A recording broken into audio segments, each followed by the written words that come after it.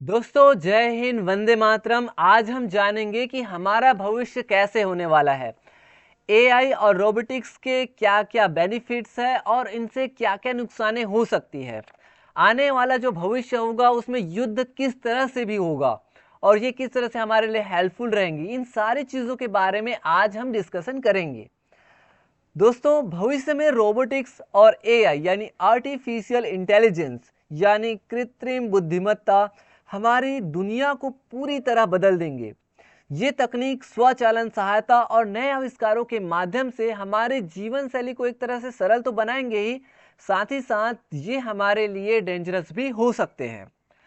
दोस्तों आज के ज़माने में हम रोबोट्स का यूज़ बड़े बड़े उद्योगों कल कारखानों में भी यूज़ करने लग गए हैं, जो इंसानों से कई गुना तेज़ी से काम करने लग गए हैं, जिससे एक तरफ से तो हमारा काम काफ़ी आसानी से हो रहा है और काफ़ी मात्रा में हो रहा है, यानी हम एक तरह से बहुत ज़्यादा तरक्की कर रहे हैं। तो दूसरी ओर इससे थोड़ी बहुत यानी बहुत ज़्यादा बेरोजगारी की समस्या भी निर्मित हो रही है। इसका यूज़ हम उद्योग धंधों के अलावा शिक्षा में भी करते हैं, एजुकेशन में भी करते हैं। आज बच्चे को कोई भी डाउट होता है, बच्चे अगर नई लैंग्वेज सीखते हैं, स्टूडेंट्स कोई कोई नई नई जानकारी लेना चाहते हैं, तो वो एज अ टीचर के तौर पे वो चैट जीपीटी का यूज़ करके, एआई का यूज़ करके, आर्टिफिशियल इंटेलिजेंस का यूज़ करके नई नई जानकारी आसानी से हासिल कर सकते हैं। दोस्तों एक ज़माना था कि लोग ज्ञान को, नॉलेज को खोजते थे, बुक से खोजते थे और बुक हर किसी को अवेलेबल नहीं होता था। लेकिन आज के इस मॉडर्न ज़माने में लोग आसानी से कुछ ही सेकंड में कोई भी सवाल हो उसका आंसर आसानी से सेकंड में ही ढूंढ पा रहे हैं। तो इससे एआई और रोबोटिक्स के माध्यम से शिक्षा में काफ़ी मदद मिल भी रही है। तो दूसरी ओर कुछ बच्चे इसी के चक्कर में या गेमिंग के चक्कर में या फिर ऐसी ऐसी चीज़ों के चक्कर में वो अपना लाइफ भी खराब कर देते हैं। तो एक तरह से इसके लाभ भी है अगर सही यूज़ करोगे, तो दूसरी तरफ से इसकी हानि भी है।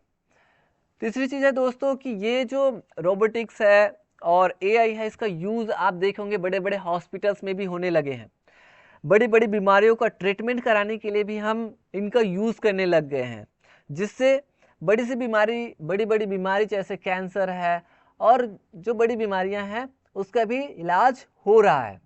इसके अलावा आप देखेंगे कि रोबोटिक्स का यूज़ आप फार्मिंग में भी कर सकते हैं, यानी आप कृषि में भी काम कर सकते हैं। जैसे दवाई का छिड़काव करना हो, ड्रोन का भी हम इस्तेमाल करने लग गए हैं। ड्रोन के माध्यम से दवाई का छिड़काव करना हो, बीज वगैरह है उसको आपको यानी कि फसल उगाना हो, है ना, तरह तरह की चीज़ें करना हो, तो फार्मिंग में भी इसका यूज़ होने लग गया रोबोटिक्स एंड एआई का।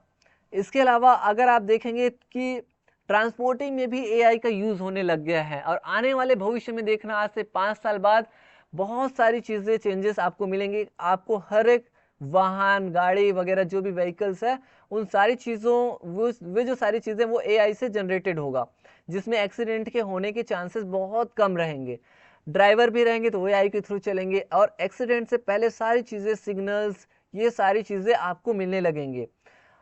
इसके अलावा अगर आप देखेंगे कि आने वाले भविष्य में ऐसे भी रोबोट्स भी तैयार हो जाएंगे जो कि एक तरह से क्या हो जाएगा, वो आपके लिए कंज्यूमर ग्रेड के आपके रोबोट्स तैयार हो जाएंगे। कंज्यूमर ग्रेड्स के जब रोबोट तैयार हो जाएंगे तो लोग सर्वेंट की जगह पे या काम वाली बाई या खाना बनाने वाले की जगह पे रोबोट्स का इस्तेमाल करेंगे, जिसमें रोबोट आपके लिए खाना तैयार करेंगे, आपके लिए पिज्ज़ा बनाएंगे।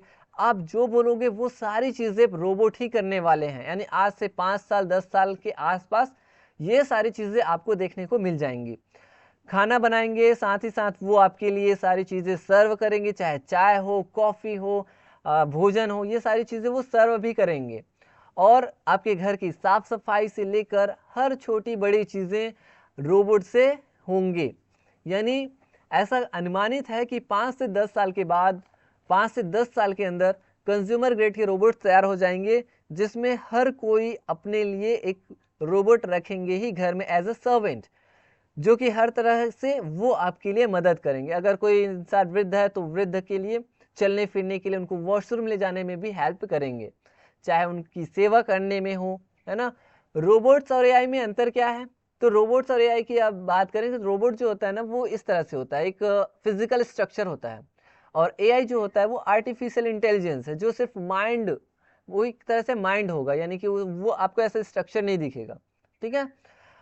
आप अब बात करेंगे एआई का यूज़, आप देखेंगे कि एआई आज की डेट में न्यूज़ वगैरह में भी काम करने लग गए हैं, और इस तरह से न्यूज़ एंकर का भी काम आप देखे होंगे कि आजकल कई सारे न्यूज़ एंकर्स की तरह भी काम करने लगे आर्टिफिशियल इंटेलिजेंस।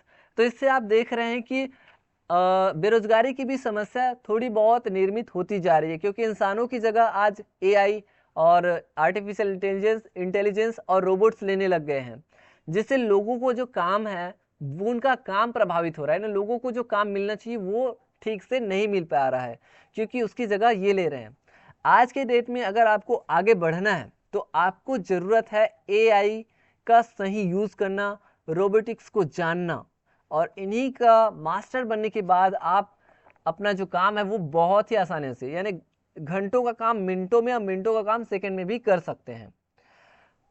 आने वाले भविष्य में हम देखेंगे कि युद्ध करने का जो तौर तरीका है वो भी काफ़ी चेंज हो जाएगा। एक देश जब दूसरे देश से लड़ाई करते हैं तो इसमें क्या क्या चेंजेस आएंगे, इसके बारे में भी डिस्कशन करते हैं।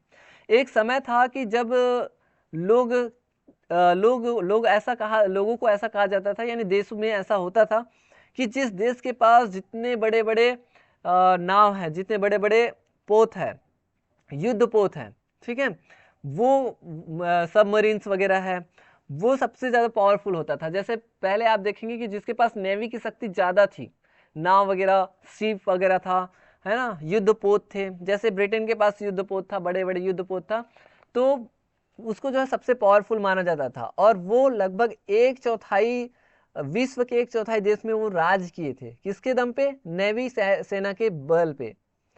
उसके बाद एक समय आया कि जिसके पास जितना ज़्यादा हवाई जहाज है, फाइटर जेट्स है, मिसाइल्स है, वो सबसे ज़्यादा पावरफुल होगा, ऐसा कहा जाता है। और आज ये जो मॉडर्न ज़माना है, इसे थोड़ा से पहले आप जाएंगे 1-2 साल 5 साल पहले, तो ऐसा कहा जाता था कि जिसके पास जितना ज़्यादा फाइटर जेट्स है, जिसके पास जितना पावरफुल टेक्नोलॉजी है, फाइटर जेट्स, एयरफोर्स इसके पास ज़्यादा पावरफुल है, वो सबसे ज़्यादा पावरफुल है, ऐसा कहा जाने लगा।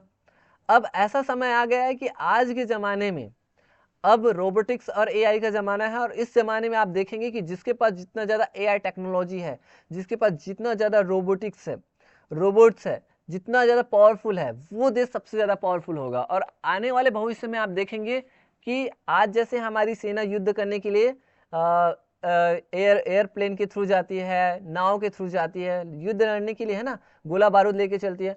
आने वाले भविष्य में ऐसा होगा कि युद्ध करने के लिए इंसान नहीं जाएंगे, बल्कि रोबोट्स जाएंगे, और वो युद्ध करेंगे, वो जो भी चीज़ें आप डायरेक्शन देंगे उनके थ्रू वो युद्ध करेंगे। ड्रोन कैमरास वगैरह जाएंगे, और इस तरह से जितनी भी टेक्नोलॉजी, ये सारी चीज़ें एआई और रोबोटिक्स के द्वारा जनरेट होगी और उसके द्वारा रन कराई जाएगी। और आने वाले भविष्य में आप देखेंगे कि ये सारी चीज़ें आपको बिल्कुल चेंज मिलेंगे, और इस तरह से रोबोट्स भी हमारे लिए काफ़ी खतरा होने वाला है। तो एक तरह से देखें दोस्तों कि इसके काफ़ी लाभ है, हमारे कामों को आसान बनाएगी, हमें टेक्नोलॉजी के ज़माने में काफ़ी आगे लेकर के जा रही है, हमारी काफ़ी हेल्प कर रही है, हमारे हर कामों में ये हेल्प कर रही है। दूसरी तरफ अगर देखेंगे कि इसका दुरुपयोग ये कितना घातक होने वाला है, इस तरह से आप देखेंगे कि इमेज में कि जैसे कि ये जो रोबोट्स है, ये गोला बारूद लेकर के जब जाएंगे सेना की जगह पे, ये इंसानों के बीच में इंसानों को मारने के लिए एक देश से दूसरे देश जाएंगे, तो ये कितना डेंजरस होने वाला है। आने वाले भविष्य में दोस्तों ये जो ड्रोन कैमराज है, और ये जो ड्रोन है जो युद्ध के लिए गोला बारूद लेकर के ये जब जाएंगे युद्ध करने के लिए, तो आने वाले भविष्य में आप देखेंगे कि जिस देश के पास जितना ज़्यादा ड्रोन होगा, जितना ज़्यादा अत्याधुनिक टेक्नोलॉजी का, मॉडर्न टेक्नोलॉजी का, मेनी पावरफुल, बहुत ज़्यादा पावरफुल, जिनके पास जितना ज़्यादा ड्रोन होंगे, वो देश सबसे ज़्यादा शक्तिशाली होने वाला है। और अगर हम बात करें फाइटर जेट्स की, मिसाइल्स की, तो मिसाइल से बहुत सस्ता होता है, 40-50 हज़ार की इसकी लागत रहती है, 40-50 हज़ार के आसपास की लागत रहती है। और अगर हम बात करें मिसाइल्स की, फाइटर जेट्स की, तो वो काफ़ी महंगा होता है, यानी कि वो 3,000-2,000 करोड़ रुपीज़ अगर देखें तो ऐसा, मतलब वो काफ़ी महंगा होता है। और वही काम ये जो ड्रोन वाला है ना, ड्रोन्स है, ये काफ़ी सस्ता होता है, जो एक देश से दूसरे देश में जा कर के अटैक कर सकता है, बड़े बड़े जो कैंप्स है उसको ध्वस्त कर सकता है। तो आने वाले समय में आप देखेंगे कि युद्ध का जो तरीका होगा वो काफ़ी चेंज हो जाएगा, इंसानों की जगह पे रोबोट्स जाएंगे। और जैसे कि लोग फाइटर जेट्स को चलाते हुए जाते थे, अब आपको जाने की ज़रूरत भी नहीं रहेगी।